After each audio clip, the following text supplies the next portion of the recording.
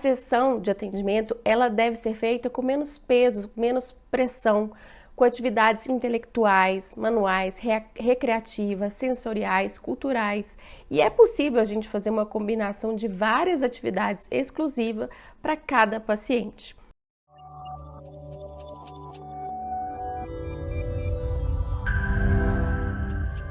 Boas-vindas ao Estimulamente, um programa do Cognitivamente. Aqui você vai aprender a ter domínio das ferramentas de estimulação cognitiva para saber como se tornar autoridade no mercado e aumentar a valorização e precificação nos seus atendimentos. Eu sou a Alida Andrade, terapeuta ocupacional, especializada em neuropsicologia com ênfase em reabilitação cognitiva e neuropsicopedagogia clínica e também fundadora do Cognitivamente. E no episódio de hoje vamos conversar sobre como analisar os recursos e exercícios para utilizar na estimulação cognitiva.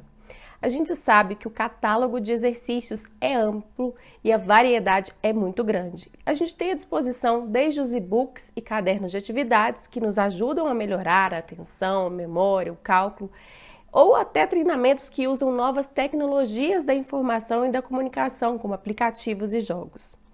Mas existe uma etapa anterior à escolha dos exercícios e recursos que devemos fazer e, para isso, a gente tem que ter dados em mãos para que o atendimento seja efetivamente satisfatório. E a gente precisa também conhecer o perfil cognitivo e a vida da pessoa que será atendida. A gente precisa encontrar uma forma prazerosa de treinar essas habilidades cognitivas para possibilitar que esse paciente ou estudante também se divirta com esse tratamento, que ele aumente o vínculo com o terapeuta, o engajamento também com a estimulação cognitiva. A sessão de atendimento, ela deve ser feita com menos peso, menos pressão, com atividades intelectuais, manuais, recreativas, sensoriais, culturais. E é possível a gente fazer uma combinação de várias atividades exclusivas para cada paciente. Mas antes de aplicar os exercícios, a gente então vai levar em consideração que cada pessoa é única e que ela vai apresentar interesses individuais na estimulação cognitiva. Você vai observar muito isso, que existem pessoas com perfis cognitivos diferenciados. Existem aquelas que eu chamo de perfil cognitivo amplo, que são pessoas que adoram saber sobre os fatos do mundo, aprender coisas novas, ter novos hobbies. E existem aquelas pessoas que eu chamo de que têm um perfil cognitivo mais reservado. São pessoas que têm mais dificuldade de mudar as atividades, de sair de uma certa rotina, não gostam tanto assim de atividades tão elaboradas. Elas têm um perfil mais passivo, mais arredio então às mudanças. E a gente tem que pensar de forma diferente para cada um desses perfis. E pessoas que têm um perfil cognitivo mais amplo, o treino cognitivo, a estimulação cognitiva, ela costuma ser um pouco mais fácil e é planejado livremente, já que essas pessoas gostam de assuntos variados e a gente consegue modificar constantemente a sessão e colocar exercícios com mais desafios. Para as pessoas que já têm mais esse perfil reservado, a gente vai ter um pouco mais de dificuldade de encontrar atividades que tenham essas possibilidades de respostas mais dentro daquilo que eles gostam. Às vezes a gente consegue variar os exercícios no tipo da condução. Atividades que têm possibilidades de resposta orais ou múltipla escolha, mas a gente não pode também deixar de desafiar essas pessoas. O que é desafiar? É entregar cada vez mais atividades com graus de dificuldades crescentes e diferentes, tá bom? Então, pensando nisso, podemos construir as sessões iniciais do processo de estimulação cognitiva dedicando um tempo a construir uma boa qualidade de vinculação com o paciente, investigando a sua trajetória de vida, o seu sistema de crenças e valores, a expectativa que ele tem em relação ao tratamento também deve ser sempre discutida e avaliada em conjunto, informando para ele quanto mais ele participar e colaborar no processo, melhor serão os seus resultados. Eu vou te apresentar aqui um modelo de estrutura diferenciado que eu ensino exclusivamente para os alunos dos cursos do Cognitivamente. São 3 processos para que as atividades sejam escolhidas e aplicadas e para que elas apresentem um bom resultado no tratamento, tá bom? E o passo 1 é a análise dos recursos. No caso da estimulação cognitiva, os recursos a serem utilizados envolvem exercícios, jogos, músicas, atividades manuais, aplicativos, filmes e muitas outras possibilidades. E a gente vai ter que aprender a reconhecer em cada um desses recursos quais as potencialidades e as habilidades cognitivas que estão sendo estimuladas. Vou dar um exemplo aqui para vocês. Um simples jogo de forca treina a linguagem, atenção, memória semântica, percepção visual e praxias. Ao assistir um filme, a gente também pode pedir para o paciente reconte a história, destacando quais personagens principais, quem foi o vilão, quem foi o herói. Isso é uma forma da gente trabalhar a memória recente, a atenção concentrada, a percepção visual e as funções executivas. Toda e qualquer atividade aciona as nossas habilidades cognitivas, só que a gente precisa reconhecer quais são as mais utilizadas e ampliar o seu uso no tratamento. Então, para a análise dos recursos, você deve levar em consideração 2 fatores. Quais recursos eu tenho disponível e quais vão gerar engajamento neste paciente, baseado na personalidade e interesse dele. Toda e qualquer atividade e jogo vai estar estimulando mais de uma habilidade ao mesmo tempo. E aí a gente precisa escolher qual a habilidade principal daquela atividade para que ela seja utilizada de forma adequada como recurso cognitivo. E naturalmente na prática clínica a gente vai ter esse reconhecimento. Mas para quem está começando, o ideal seria fazer estudos e discussões sobre casos clínicos, participar de cursos e capacitações sobre o tema, porque aí ao longo da sua vida profissional você vai encontrar casos de complexidade crescente e aí vai ficando ao longo do tempo mais fácil que a gente vai conseguir ganhar esse tipo de conhecimento e rapidamente reconhecer o que aquele recurso tem para oferecer, tá bom? Eu gosto de dar um exemplo muito pontual em relação a isso, de como todas as nossas habilidades, todas as nossas atividades são acionadas durante o dia a dia, durante as atividades, em tudo que a gente precisa pensar ou fazer.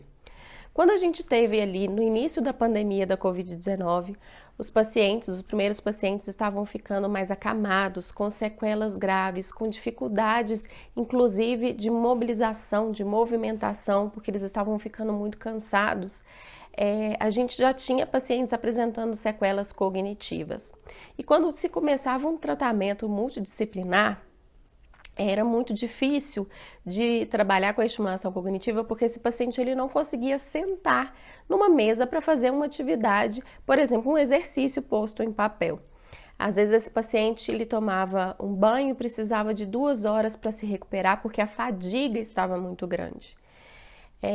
Naquele primeiro momento, naquele quadro, quando eu fui acionada para atender esses pacientes, enquanto terapeuta ocupacional, eu tinha muito o que fazer, até porque as atividades de vida diária dele estavam afetadas, autonomia e independência. Mas enquanto profissional de estimulação cognitiva, eu fiquei muito tempo pensando o que eu poderia oferecer para esse paciente, para que ele conseguisse fazer então uma reabilitação cognitiva, uma estimulação enquanto ele não tinha forças para ficar dentro de um consultório fazendo uma estimulação cognitiva dentro de uma estrutura mesmo de consulta. E aí que foi o pulo do gato quando eu comecei a analisar todas as atividades que ele fazia durante o dia e dentre aquelas quais eu poderia fazer algum tipo de estimulação. Por exemplo, vou dar exemplo para vocês de como aquilo estava sendo feito. Quando a pessoa vai tomar um banho, e isso acontece, tá? Com todo mundo. Quando a pessoa vai tomar um banho e que você tem um paciente que está com dificuldade de movimentação, está com essa fadiga crônica ali, né? Essa dificuldade, geralmente o que a gente faz? A gente escolhe a roupa dessa pessoa e já ali depois do banho ajuda ela a se vestir, né? Ela está num formato ali de dependência funcional ou semidependência. Mas quando a gente para de fazer essa escolha por ela e passa a perguntar para ela qual roupa você quer vestir hoje, eu estou acionando habilidades cognitivas importantes. Então, quando eu faço essa pergunta, você vai tomar um banho daqui a pouco, qual roupa você quer escolher? Ele tem que acionar a memória. Por quê? Ele tem que lembrar tudo que tem dentro do guarda-roupa dele, quais as roupas que ele tem. Ele tem que acionar a memória recente e a percepção visual, a percepção tátil dele, para saber se aquele dia é um dia quente, frio, chuvoso, com sol, Então, ele já acionou a memória para saber quais roupas ele tem, ele acionou a percepção para saber que tipo de roupa ele precisa utilizar naquele dia, ele precisa dar atenção também para fazer esse tipo de escolha, ele precisa das funções executivas para solucionar isso, né, para planejar, organizar na cabeça dele que tipo de roupa ele vai utilizar. Uma roupa, uma bermuda com short, no caso do homem, ou no caso da mulher, não. Eu não quero uma bermuda, eu quero uma saia, né, dependendo do que vai fazer. Se vai ficar em casa, primeiro ele tem que saber isso também. Vai ficar em casa ou vai sair? Tá quente ou tá frio? Ah, tá bom, hoje tá quente e eu vou ficar em casa. Então eu quero um shortinho com uma blusa, uma regatinha. Mas dentro das coisas que eu tenho no meu guarda-roupa, o que que combina com o que? Isso é funções executivas, isso é categorização, isso é planejamento. Que sapato que eu vou utilizar? Já que eu vou ficar em casa, eu vou ficar com uma sandália ou com um chinelo? Eu começo a fazer com que esse paciente a todo momento utilize várias habilidades cognitivas simplesmente porque eu pedi ele para escolher o tipo de roupa. Por exemplo, também quando a gente faz isso, quando esse paciente vai se alimentar, quando eu dou opções dele se alimentar. Isso é muito bacana, isso é muito bom. Então eu quero que vocês pensem em todos os recursos que podem ser utilizados. No primeiro momento eu preciso entender a patologia desse paciente. Eu estou treinando quem? Estou treinando a estimulação cognitiva num paciente que teve um pós-Covid? Eu estou treinando a estimulação cognitiva num paciente que tem demência? Não, essa estimulação cognitiva, ele é para uma criança que tem dificuldade de aprendizagem. Nesse primeiro momento, eu já começo a escolher melhor, a direcionar as minhas atividades. Essa primeira análise, ela tem que ser feita de uma forma muito concisa. Por quê? Um paciente que teve Covid, dependendo do resultado da minha avaliação, é um paciente que nunca teve nenhum problema cognitivo, ele é uma pessoa típica. Então, eu não posso dar atividades para essa pessoa que sejam muito fáceis de resolver. Não posso dar as mesmas atividades que eu daria para um paciente com demência, por exemplo. Uma criança que tem dificuldade de aprendizagem, eu preciso saber qual é essa dificuldade, eu preciso saber também, antes de escolher as atividades, em que nível escolar que ela está, para eu poder escolher os melhores exercícios, os melhores recursos.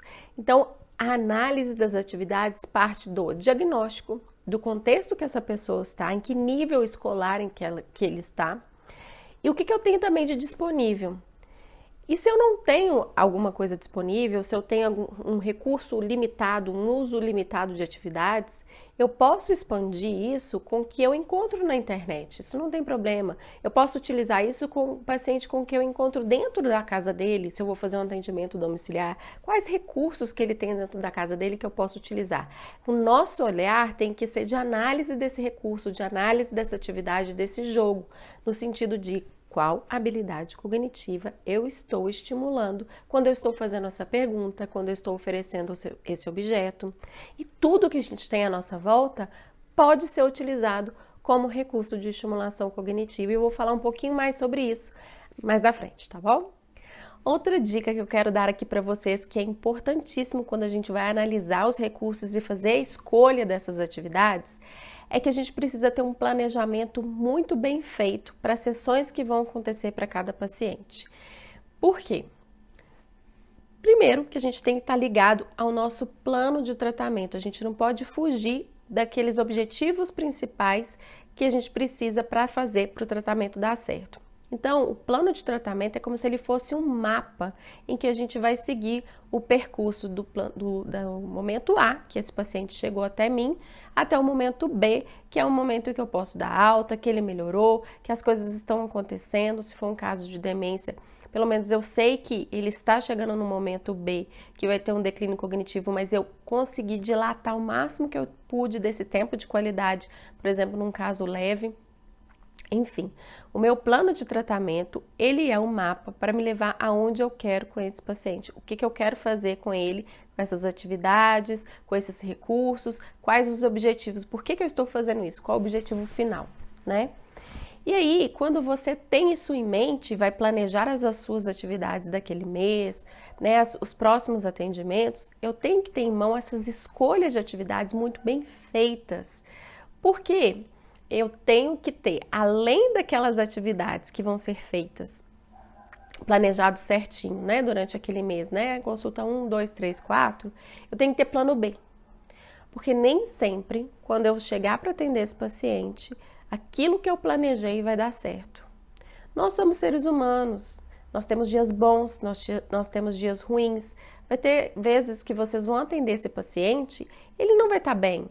Pode ser o humor que está alterado ou alguma sequela da questão da doença dele. Ou pode ser que naquela semana ele está com uma gripe, aconteceu alguma coisa na família. Nós somos cíclicos, a gente não está do mesmo jeito todos os dias. Então pode ser que você vá atender esse paciente e todo aquele planejamento que você vai fazer vai por água abaixo, não vai funcionar. Então eu preciso ter plano B de atividades para utilizar com esse paciente quando o meu planejamento não deu certo. Mas plano B não é simplesmente, eu vou fazer qualquer atividade para ocupar essa pessoa aqui agora, ou eu vou repetir a atividade da semana passada.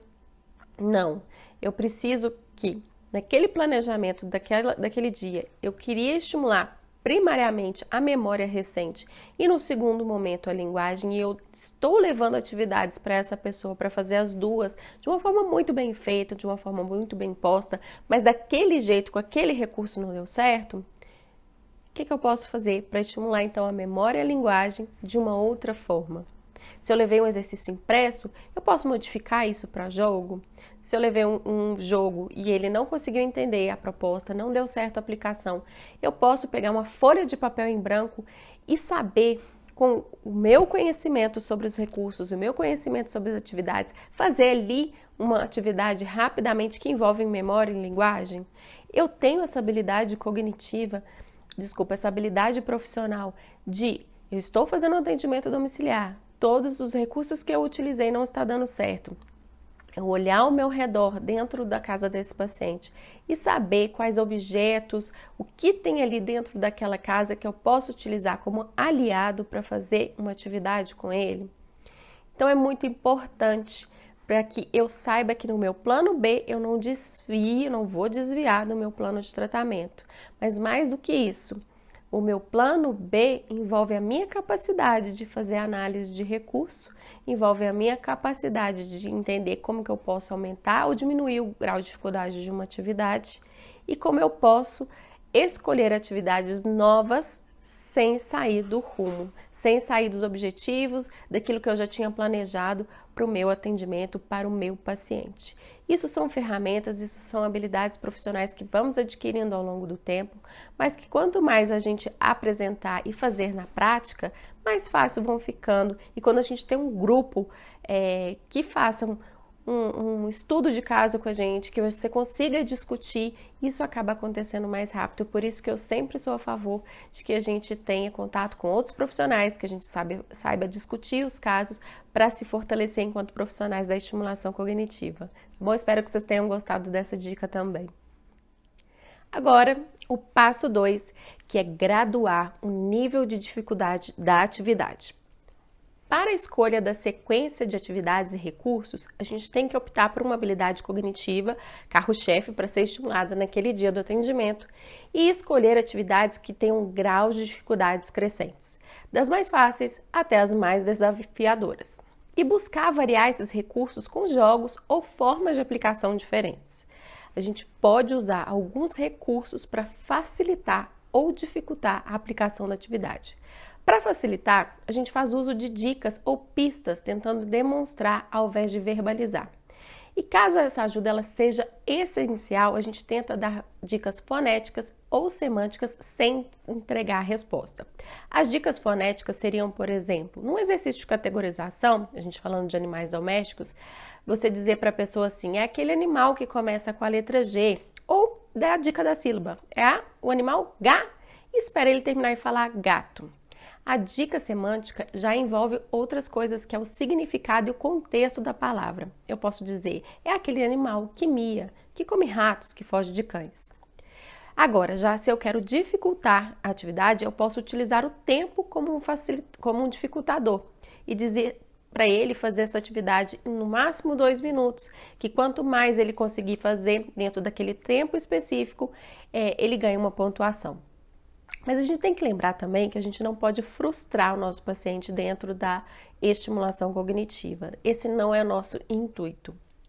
Nosso intuito aqui é fazer com que a pessoa consiga fazer as atividades cada vez mais desafiantes quando possível, mas se for necessário, facilite. E quando você finalizar o exercício, pergunta se ele aceita uma nova atividade. De acordo com o perfil cognitivo que ele tiver, você entrega então a atividade mais desafiadora. O passo 3 já envolve a escolha das atividades para cada paciente ou estudante. Vocês lembram que no passo 1 eu falei que a gente deveria analisar as atividades? Agora no passo 3 a gente vai escolher então as atividades. E a escolha dessas atividades deve estar sempre alinhada ao perfil cognitivo e às informações coletadas na anamnese.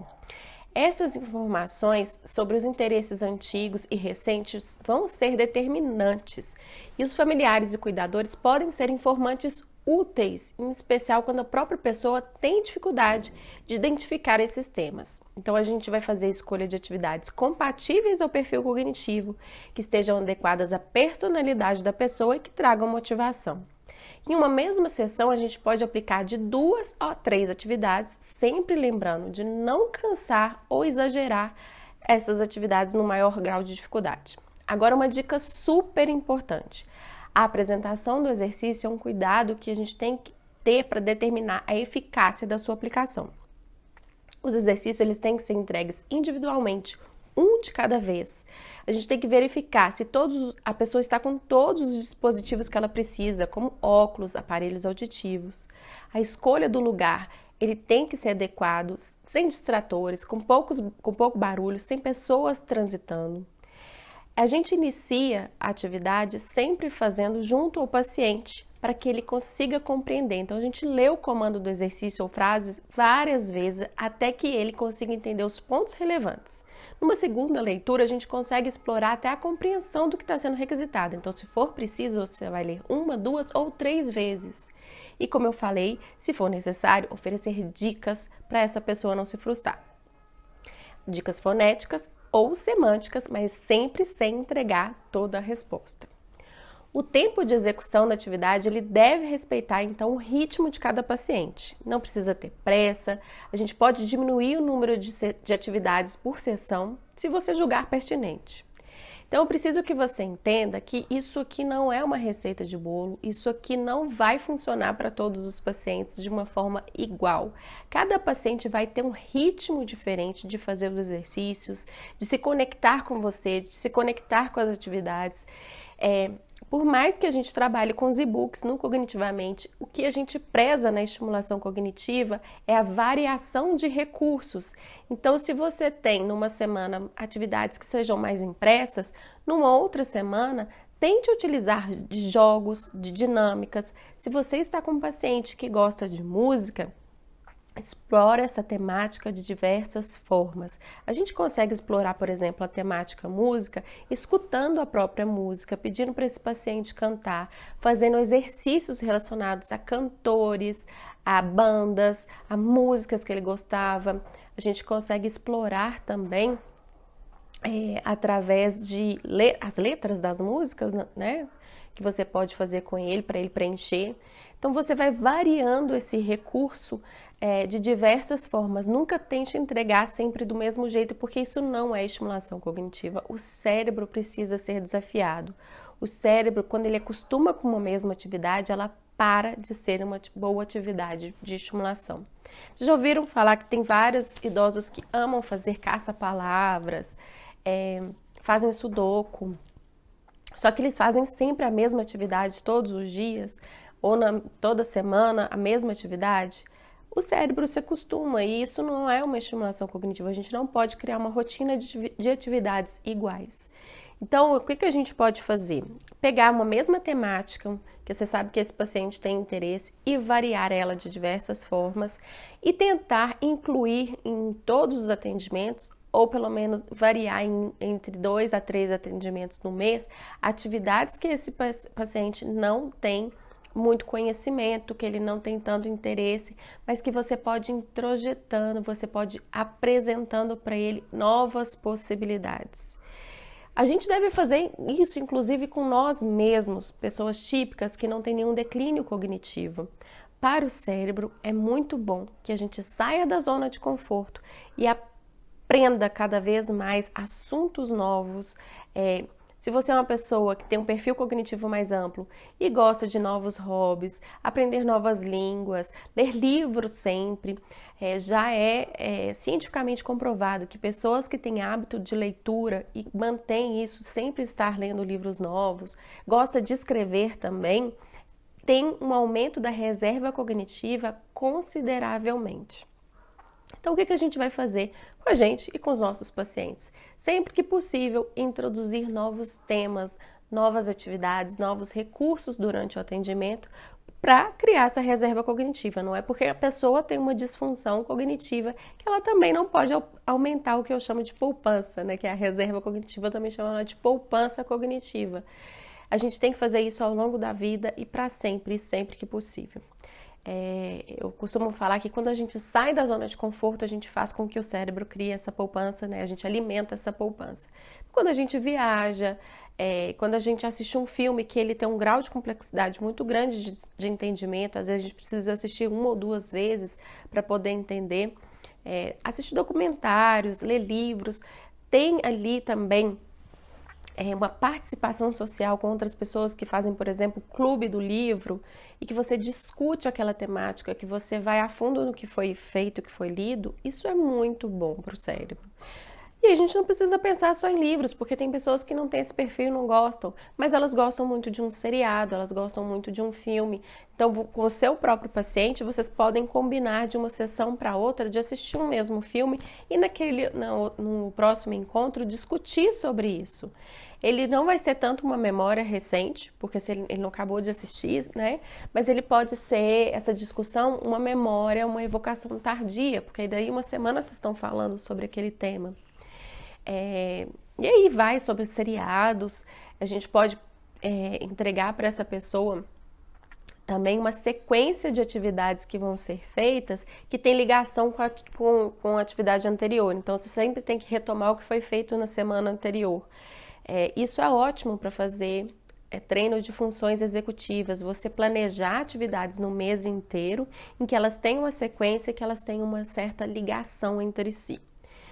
Então, o que eu quis com este episódio é dizer para vocês que a gente precisa, primeiro, fazer análise dos recursos. O que aquela atividade, jogo, aplicativo, filme, música, enfim, o que aquilo que eu estou pedindo para o meu paciente me entrega de habilidade cognitiva, de treino, de estimulação. Entendido isso, para que serve aquela atividade, eu vou passar para um segundo momento, que é entender como eu vou graduar a dificuldade dessa atividade, porque eu vou precisar disso no meu atendimento. Pode ser que eu vou montar ali tudo bonitinho, tudo certinho, o atendimento está todo amarradinho, mas na hora de executar com o meu paciente ou com o meu estudante, ele tem uma dificuldade muito maior do que eu imaginava e eu vou ter que graduar e facilitar, vou ter que dar dicas. Ou eu tô achando que vai ser uma atividade super difícil, que ele não vai dar conta tanto assim, mas que chega lá e ela tá muito fácil. Ele vai olhar para mim e vai falar, para que eu vou ficar aqui? Não preciso. Tá muito fácil, eu fiz isso muito rápido, então eu vou ter que graduar para dificultar. Então, eu analisei a atividade, eu já entendi como graduar para facilitar ou dificultar a execução, aí eu parto para minhas escolhas. E aí as escolhas vão depender, então, de toda a informação prévia que eu tenho desse paciente, de tudo que eu posso oferecer para ele gostar das atividades, mas lembrando que você tem que oferecer também atividades novas e desafiantes para que esse cérebro crie reserva cognitiva. Espero que vocês tenham gostado desse episódio, que vocês estejam gostando dos nossos episódios do Estimulamente e vejo vocês no próximo.